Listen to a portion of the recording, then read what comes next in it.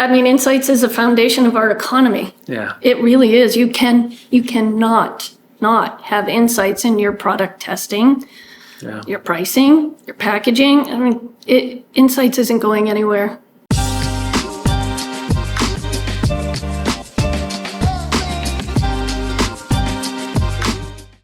Okay, my name is Bob Birdsell. I am the Membership Development Director here at Esomar in North America, and we are at the Art and Science of Innovation in Chicago, 2024. And I am here with Sandy Casey, the SVP of Global Supply for InnovateMR. Welcome, Sandy. Thank you, Bob. And Sandy is also one of our North American representative team members, so I want to give her a shout out to that. And we can chat about that too when we're finished. Thanks, Bob. Yeah. So regarding the presentation, I know you had a presentation earlier today. Then there's been a lot of activity on quality initiatives across many organizations. What kind of impact do you think this is actually having? You know, it's funny. I think these programs bring the opportunity for people to come to the stage and talk about quality. Okay. And that's what we did. God, I was Toronto. What was that? 2 years ago, the Esomar in Toronto? 2022. And we produced a video and we went out and interviewed real fraudsters. Okay. We had a guy from Venezuela who was a cheater. I remember this. That was really great. Yeah. And the guy from Bangladesh. And what came out of this, which was awesome, this was such a huge impact. I couldn't believe we were at this program, and people didn't realize that fraud was as bad as fraud was. Right. And so it was such an eye-opener. And then all the associations came together. We saw Esomar, Insights Association, MRS, SampleCon, everyone coming together to talk about the problem. Yeah. And we always say at InnovateMR, Lisa says it all the time, Lisa Welding-Brown, our CEO, we're never going to solve fraud, ever. No. I mean, if the government can't stop it, or multi-billion-dollar tech companies can't stop it. Yeah.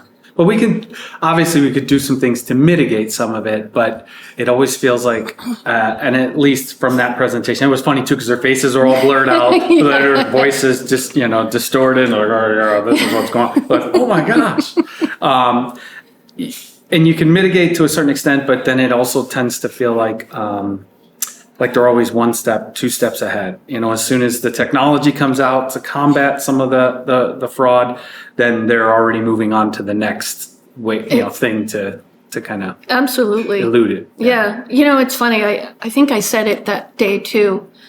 The problem we have is that it's so easy to get rewards online. And if we would just go to the old school ways of sending a check, just once, one time send a check. Yeah. That guy in Venezuela wouldn't have been doing one survey 25 times if he was getting paid with a check, because he wouldn't have been able to get a check in Venezuela. Yeah. And I think the online platforms for rewards are awesome.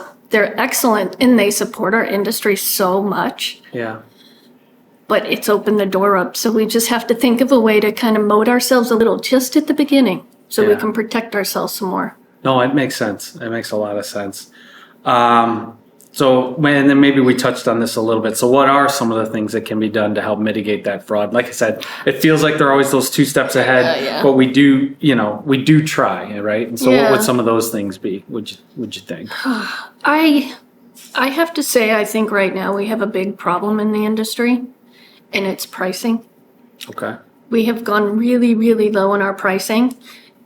And I don't want to see the pricing come up for us to go make more money for ourselves. The pricing is minimizing our ability to engage the users. Okay. We did a mystery shop recently. We were just like, hey, let's litmus test how we're doing. Where are we in our pricing? And we did 3 different tests. We had B2B audience, consumer audience, healthcare audience. And on the B2B, we went out and we looked for pricing on CMOs in mid-sized companies, chief officers within an organization. And when we looked at the pricing, we were shocked. We had $18 from a vendor for a C-level executive 20-minute study, and the average was $32. And I sat there and I looked at him like, wait a minute, $18 means a 50% margin company is giving a CMO $9? you're not going to get real CMOs at that price because I know I'm not even going to take a 5-minute survey for that. Nope. And so I think we have to look at it and just have the real honest discussion with the clients. Hey, here you go. And I get it. The marketplace is given opportunity for people to make money. Yeah. It's fantastic. There's a place for them. But people kind of have to think about, what are you getting for your money? Right. Yeah. So that's pricing is one. Yeah. Any others that you can think of? Yeah, I think survey design, that's something I've been working on lately. Yeah. Hours and hours. Love the book. Yeah. And now I'm teaching a 6-hour class. That's what your presentation was about too, because I came in right at the tail end and I did get, and you had the class slide when I walked in. I was like, oh, there's a class on this. Yeah. All right. July 9th, 10th, and 11th. Okay. And online?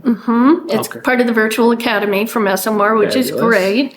And we're going to touch upon all kinds of using AI for survey design, shortening your questions, being concise. It's like we were just saying, people don't have an attention span anymore. No. So just trying to help people design their surveys well so people will stay in the survey and engaged in the survey and give good quality output. Yeah.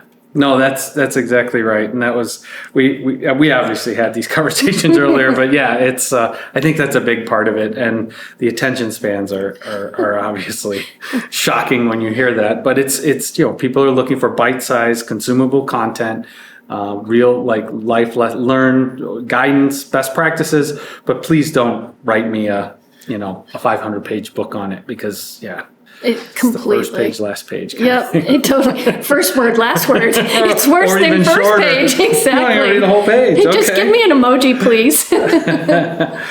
So, and also there's a lot of talk too around the state of the industry with the recent Dyneta news and what happened there. What is your take on kind of the industry, where we're heading, what the outlook is, in your opinion? I actually am really optimistic. We're seeing really good stuff on the quant and the qual side. We're seeing good numbers. I think Dyneta is going to be fine.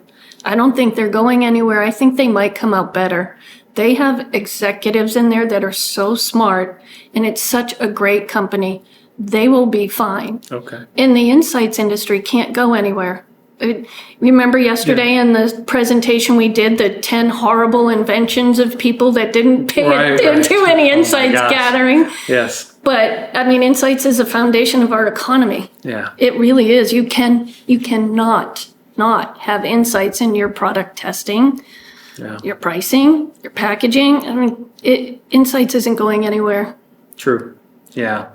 And I think just over time, we've seen that how impactful insights professionals, team members have been to some of these companies, to some of these brands as they move forward. And the importance, I think, even over time has just become even, more recognized, more important, right? Yeah. So, and teams are getting bigger, which is great to see, because I think finally, they're getting the recognition they deserve for the work that's being done and what it actually can do for the business. And that's why and I'm not saying this for any reason, but this is why the younger generation has to belong to Esomar. Yeah. There's so many lessons. There's so many things that we give, so much great direction out. Yeah. I mean, I have a huge passion for what we do. And we were talking the other day, just even on the demographics committee, the guidance that people need to have to do the things properly and legally. Yeah.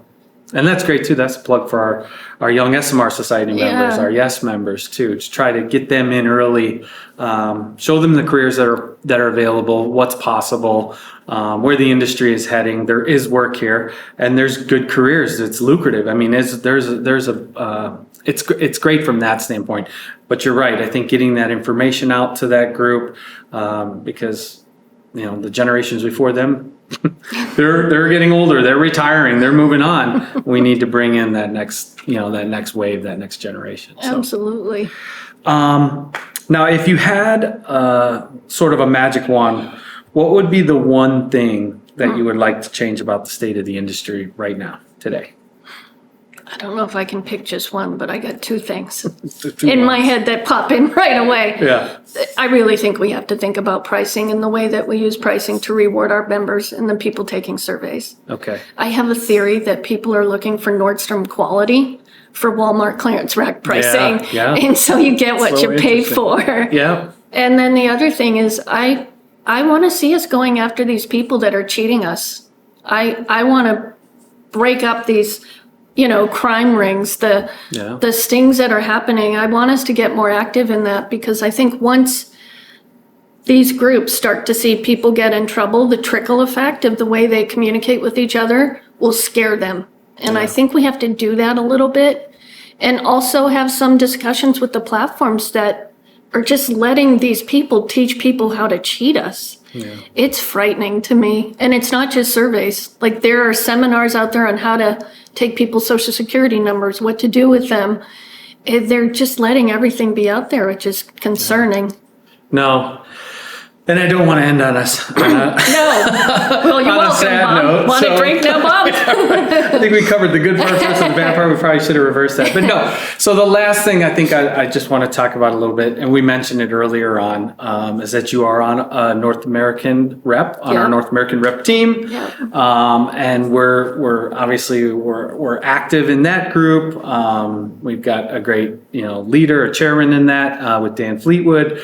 And so talk to me a little bit about how you feel, A, being on the team, B, the work that we're doing there, and the importance of it, particularly in this market, because Esomar being based in Amsterdam and is a European company, and the number of members, sheer number of members that we have here in North America, and that continues to grow, and we support them obviously, and so just kind of, and a lot of that work, a lot of that support, a lot of those ideas and that come from our North American team. So if you just maybe, share a little bit on that, your feelings on that, and where we're at as a group. First of all, thanks for letting me be a rep. I appreciate you giving me the opportunity. As soon as we met, I was like, nope, this is good. Yep, Dan, you got to meet her. Dan meets her. Yep. She's in. I mean, that was a no-brainer. Yeah, and I have a massive passion. I started my career in nonprofit.